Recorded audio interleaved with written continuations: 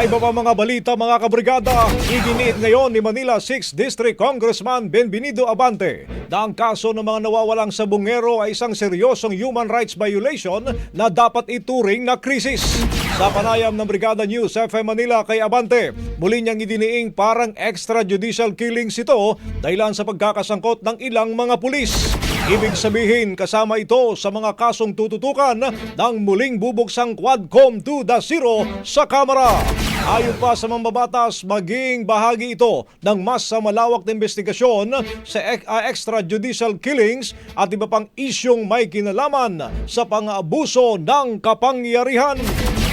Sabi ko, bilang dating chairman ng Committee on Human Rights, yan ay issue ng human rights violation.